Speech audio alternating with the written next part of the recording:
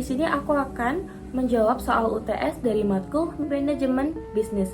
Pertama-tama, perkenalkan nama saya Nimadia Gitamani Putri dengan NIM 24010100262. Kita lanjut ke soalnya yuk.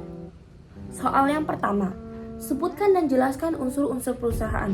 Apa aja sih unsur-unsur penting dalam perusahaan? Yuk kita bahas satu persatu. Unsur-unsur penting dalam perusahaan itu, yang pertama ada sumber daya manusia atau SDM, yang kedua ada modal, yang ketiga ada teknologi, dan yang keempat ada manajemen. Nah, apa sih itu sumber daya manusia atau kita sebut SDM? SDM ini ibarat jantung perusahaan. Tanpa orang-orang yang kompeten dan bersemangat, bisnis tidak akan jalan. Yang kedua ada modal.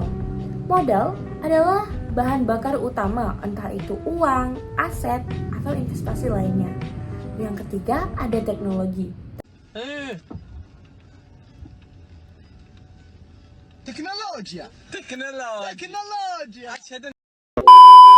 Teknologi hadir sebagai alat bantu yang mempercepat dan mempermudah proses, serta membuka peluang inovasi. Sementara manajemen, dialah yang mengarahkan semua agar berjalan selaras menuju visi besar perusahaan. Soal yang kedua, jelaskan bagaimana pengaruh lingkungan perusahaan dalam penciptaan nilai output perusahaan. Lingkungan perusahaan punya peran besar dalam membentuk output atau hasil bisnis. Faktor seperti kondisi pasar, regulasi pemerintah, tren masyarakat, dan situasi ekonomi global bisa mendukung atau malah menghambat pertumbuhan. Saat pasar stabil dan regulasi mendukung, inovasi bisa berkembang pesat. Tapi, kalau lingkungan berubah drastis, misalnya muncul persaingan baru atau peraturan mendadak, perusahaan harus gesit beradaptasi. Jadi, lingkungan ini seperti medan permainan yang menuntut strategi jitu agar hasil maksimal tetap bisa diraih. Lanjut ke soal nomor 3. Jelaskan perbedaan antara perusahaan berbentuk persero terbatas dengan perusahaan berbentuk CV. Perusahaan perseorang dan CV. Perusahaan perseorang adalah bisnis yang dimiliki satu orang dan biasanya dikelola langsung olehnya.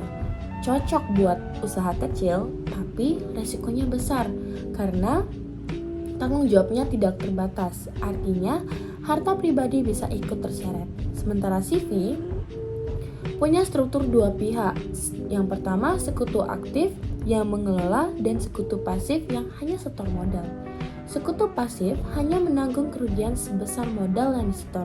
Jadi, CV lebih fleksibel dalam pembagian peran dan resiko. Cocok banget sih CV buat kolaborasi usaha. Soal yang keempat, jelaskan faktor-faktor yang mendorong perilaku bisnis secara tidak etis yang dilakukan oleh perusahaan. Ada beberapa faktor yang bisa menggoyahkan etika bisnis. Yang pertama, tekanan finansial. Ketika perusahaan terlalu fokus ke laba, kadang mengabaikan nilai etis. Yang kedua, lemahnya pengawasan dan regulasi bikin beberapa pihak tergoyah untuk nakal.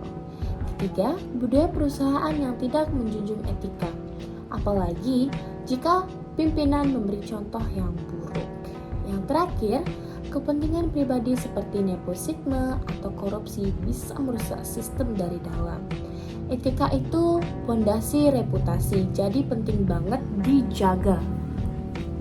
Soal nomor 5. Seberapa penting perencanaan dalam suatu perusahaan? Jelaskan. Perencanaan itu seperti kompas yang menuntut perusahaan menuju tujuannya.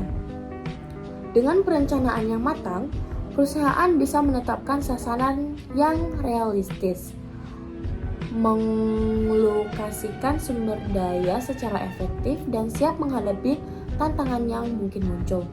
Rencana yang baik juga memungkinkan perusahaan mengevaluasi kinerja secara berkala dan membuat penyesuaian. Tanpa perencanaan, langkah bisnis bisa ngawur, boros, dan rentan gagal. Jadi, perencanaan itu bukan pelengkap, tapi ini inti dari strategi bisnis yang sukses. Keenam, menurut Anda, apa itu CSR? Dan apakah setiap perusahaan harus melaksanakan program CSR? CSR itu apa sih? CSR adalah bentuk komitmen perusahaan untuk memberi dampak positif pada masyarakat dan lingkungan sekitar. Program CSR bisa berupa pelestarian alam, pendidikan, pemberdayaan masyarakat, hingga donasi untuk kegiatan sosial. Meski beberapa negara belum mewajibkan secara hukum, tapi secara moral, perusahaan, apalagi yang besar, punya tanggung jawab lebih. Selain membantu masyarakat, CSR juga bisa memperkuat citra positif dan menumbuhkan kepercayaan pelanggan. Soal nomor 7. Ulaslah satu program CSR yang dilakukan oleh perusahaan multinasional atau internasional yang Anda ketahui. Bagaimana program CSR tersebut berdampak terhadap perusahaan dan apakah dapat dikatakan berhasil atau salah satu contoh inspiratif adalah program Go Green dari Unilever. Mereka fokus mengurangi jejak karbon dengan menggunakan bahan baku ramah lingkungan dan memperbaiki sistem rantai pasok. Hasilnya, bukan hanya bumi yang mendapatkan manfaat, tapi citra perusahaan juga makin kuat di mata konsumen yang peduli lingkungan.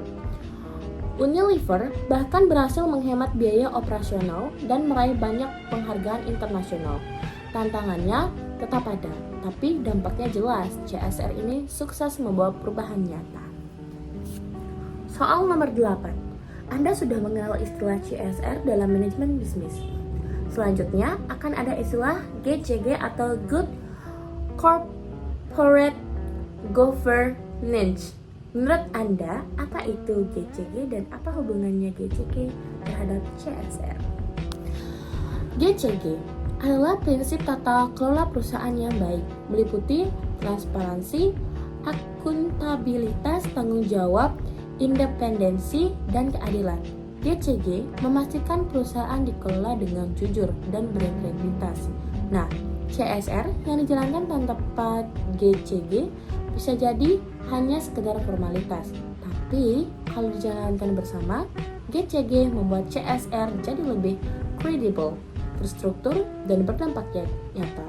GCG itu fondasi, CSR itu ekspresinya. Kalau dua-duanya berjalan, perusahaan nggak cuma untung, tapi juga berarti bagi masyarakat dan lingkungan.